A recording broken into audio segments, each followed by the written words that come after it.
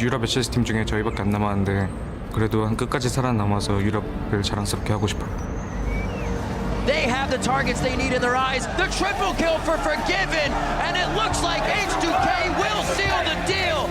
You can't just stop Forgiven, you need to be better than he is.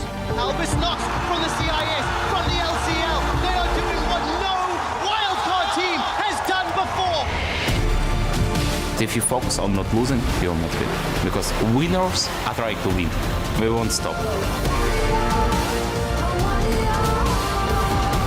지금 대진표 따라서 저희는 일단 결승까지 갈 수 있을 것 같아요.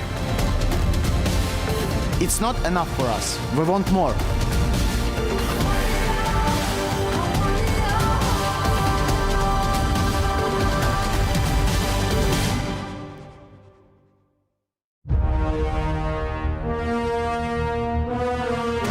Here we go, mid. All of a sudden the action cue's gonna hit. Stay on center, that's first blood for ANX.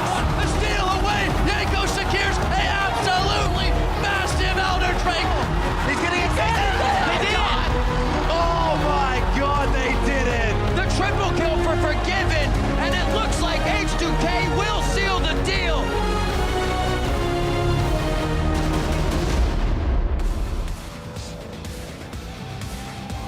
On the last day of competition here in Chicago, there are 2 quarterfinalists remaining and only 1 invitation to Madison Square Garden left up for grabs. Fans have once again filled the historic Chicago Theater, which plays host to our last quarterfinal clash.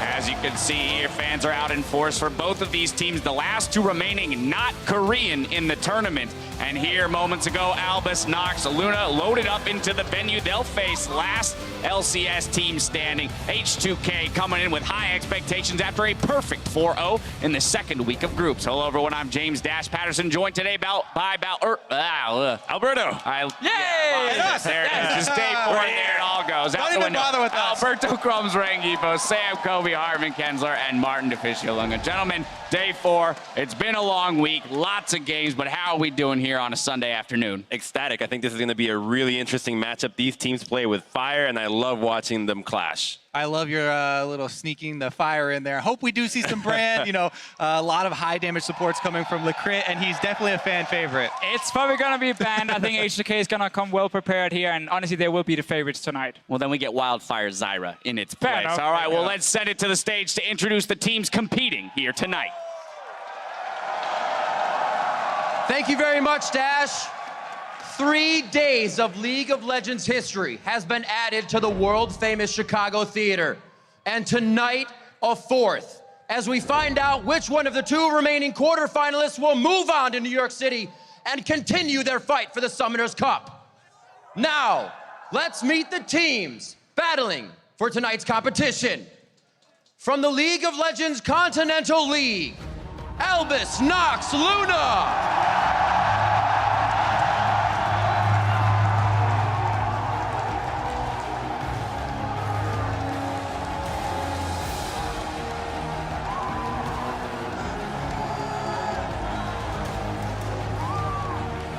In the top lane, Smurf.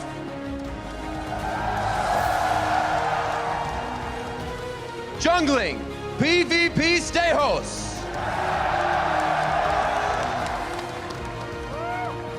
In the mid lane, Kira.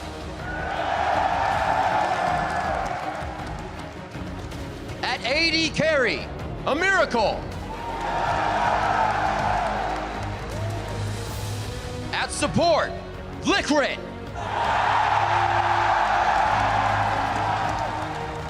Their sub at the AD carry position, Unholy.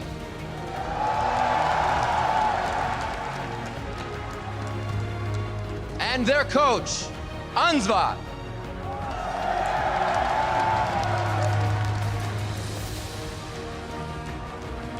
The LCL's Albus NoX Luna.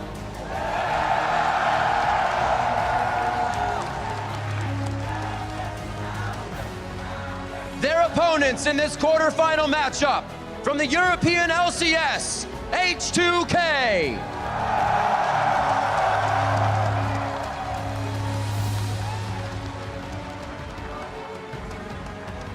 In the top lane, Otawamne. Jungling, Yankos. At mid lane, Ryu. At AD carry, Forgiven. Supporting, Vander. Their AD carry at the sub position, Freeze.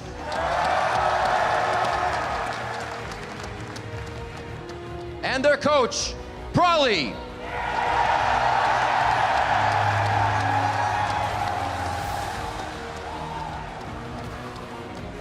Ladies and gentlemen, H2K.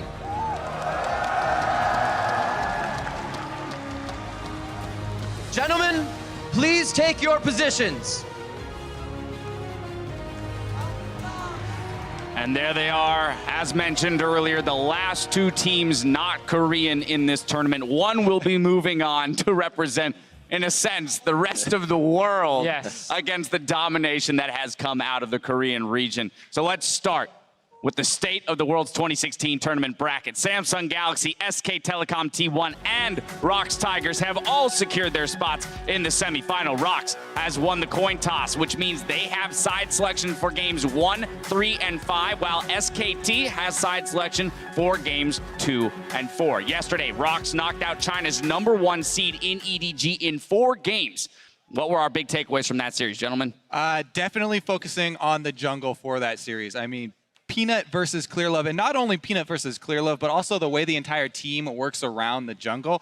If Peanut would go for a successful gank, you know, maybe push a laner out, then Clearlove would have to come reveal his position very early on, and they move in to take over the entire jungle. It was just really nice to see from the Korean team how they would not make any of those mistakes to let you back in the game. I'm just happy we see ROX Tigers, also SKT, you know, perform at the top level. Add in Samsung, honestly, as well, all the way back in day 1 here of the quarterfinals. All 3 Korean teams are showing up. Much as expected, honestly, from what we saw yesterday with ROX Tigers stomping EDG in most of the games. So we're going to get an absolutely insane semifinal between ROX and SKT, and 2 of the best teams in the world. And if there's anything we've learned so far is that the team's actual state of play is really in accordance to their week 2 performances. All the teams that have qualified so far and have played in the quarters look just exactly how they played in the week 2, which is a really good indication for us to figure out how this matchup is going to go down between Albus NoX and H2K today. Both teams that had a pretty strong week 2, but H2K coming out ahead with a 4-0. All right, well, with that, then let's turn our attention to our match today with Europe's H2K taking on Albus NoX Luna from the LCL. If week 2 has been any indicator of quarterfinals performance, H2K, who are coming off a 4-game streak heading into this match. Yeah, really, H2K had such a fantastic last week in group stage and honestly looked like one of the strongest teams in the tournament, just judging from that 1 week. And we saw like everything from them. Honestly, they fixed the late game issues they used to have. But it all started in the early game, and that's the thing with H2K. It's about that laning phase. Insanely strong laners all across the board. Oramne top lane, Ryu mid, Forgiven with Vander in the bottom lane.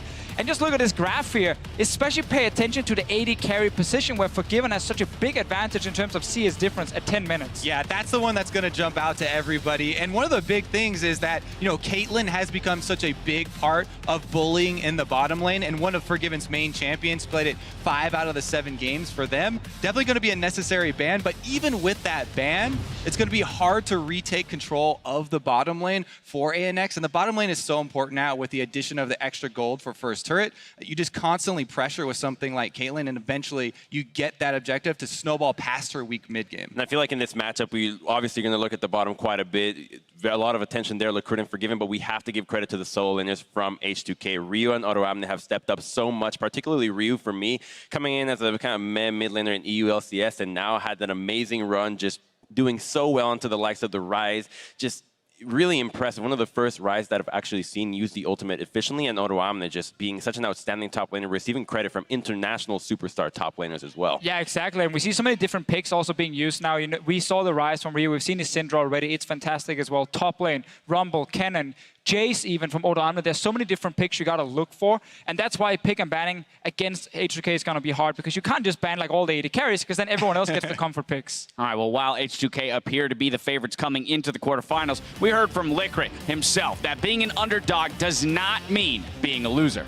Yeah, and this is the favorite thing for me about this team, that they play unconventional picks, but they honestly are really solid macro-wise. They have won fair and square. They know how to put the pedal to the metal. They have beaten Rox Tigers very well in that one victory, and they've said it themselves. They just go for things that the other teams don't necessarily know how to go for. They have the audacity to try these plays, and they play to have fun, and to them, fighting is having fun, and it puts on a great show. It definitely does. And, you know, Licrit is part of that big show, but really, PvP Stayhouse and Kira have been the two guys that have been putting out most of the damage dealt to champions for this team. Both of them have been outstanding. And PvP Stayhouse, you guys always talk about how, you know, Jankos is the first blood king. He actually, PvP Stayhouse has one more first blood. So this will be a very interesting matchup, especially as far as the early game, since H2K have had such dominating numbers in the early game. Yeah, just to put a number on that first blood stat, 6 times Albus NoX Luna have gotten first blood, the most in the tournament. PvP Steos got first blood 6 times. Basically, he's gotten every single one for the team. Super, super important for them. I'm looking a little bit at Smurf, though, up in the top lane. Now you guys are putting all the positives here. I'm going to add one of the negatives. I think Smurf can be a bit of a liability when he's not on Poppy. And I think H2K will try and remove him from some of these tanks and kind of put him on carries and go toe-to-toe with Odo Amne, where it should be a mismatch in favor of H2K. So I think that could be an issue. But honestly, they have other players who can step up. And it was touched on briefly, but we've got to return to it. Licrit and his support champion pool, especially given the way that the support meta has developed most recently. Yeah, especially right now that we saw yesterday how important Zyra has become as a pick. We know this guy likes to deal a lot of damage. He can play the Bard, and he has games where we even saw him solo out Huhi on the time. Kent's just such an impressive player. I mean, he dishes out so much damage for his team that I feel like that approach to support might catch H2K off guard, but ultimately the dual lane is a two-way street. Yeah, and the thing to me about the bottom lane too and about Licrit is, yeah, he's had a huge impact on the game, but a lot of his impact is roaming. And if you leave a Miracle alone in the bottom lane versus Forgiven, it just feels like that's going to be an area where H2K can just push down that early toilet like we talked about and try and snowball some of that early gold. So I'm curious to see if Licrit continues, you know, high roaming champions or tries to play lane dominance. Yeah, I also want to see how well H2K is prepared for this, because I think the roaming support, the crazy picks and whatever, it's surprising in best of ones and really effective. But in the best of 5, H2K had a full week to prepare now. They shouldn't really be too surprised unless they're pulling out new picks as well and kind of showing new kind of ways to play them. To be fair, they have said that they are a very strong best-of-5 team, Albus NoX Luna, having reverse sweep their way into this tournament. So I do think that they have tricks up their sleeve into this matchup. All right, well, with all of this in mind, it's time now to lock in our final predictions. This is the 4th quarter final. Gentlemen, down the line, who's going to New York City? I mean, as fun as this game is going to be, I think that the stats don't lie, just like Shakira's hips. I think H2K is going to take it 3-1. 3-1 H2K. Shakira, I like Shakira. I'm a fan. Your brain goes there. I'm a fan. It's day 4. We're all losing it. All right, but H2K is the vote here. 3-1 Okay, H2K. good. I'm glad we got that. Kobe. I'm going to go with Shakira as well. I think she would vote for H2K. I do think that Albus NoX will be able to win a game, though. Kobe. I mean, I feel like this is definitely an early game versus the late game, you know, questions surrounding H2K. Their early game, no questions, and, you know, they should have the advantage there. But, you know, Albus NoX Luna, they can definitely take a Baron when you're not expecting it, or, you know, come out with one of those strategies like you talked about with a lot of fire. Yeah, again, I think ANX can surprise in 1 game. I don't think they will surprise in 3 games, and that's why H2K is going to take it from me as well. I think ANX puts a little bit too much focus on just pure fighting, no focus on vision. Probably that a team awards the 2nd least, or actually the least in the entire tournament. And I think in a BO5, no problem. He does stuff. He does. I'm the European guy, man. I gotta go H2K here, and I actually believe H2K will take it. Yeah, well, I have a feeling I know who the crowd wants, but the vote is 3 across the board here for H2K. Now, remember that you can check out the Riot Games 2 channel to see a different take on Worlds 2016. Today, join our team of casters and special guest analyst Gate on the Player Experience stream as they talk strategy and take your questions live on air. Now, as we send it over to the casters, Albus NoX Luna's wild run through the group shocked everyone, including themselves. Albus NoX! What beasts from the CIS region!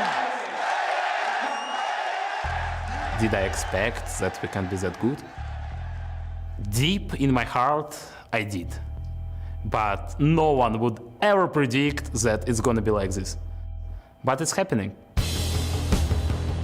We didn't plan to like make it out of groups because it was like our first Worlds experience and nobody knew that we can compete on the same level. На самом деле это очень сложно объяснить, как такое произошло, потому что, по мнению каждого аналитика, по мнению каждого фаната, наша команда даже не заслуживала выйти из группы. Albus NoX, like they need a minor miracle. They have, 1% chance to make it out of groups. It was pretty expected that no one will scrim with us, because like wildcard team, they do nothing, they are the worst at Worlds as usual. They couldn't even scrim teams because nobody deemed them worthy enough to be even worth some practice. Nobody wanted to play except the INTZ friends. But wildcard doesn't mean underdog, doesn't mean loser anymore.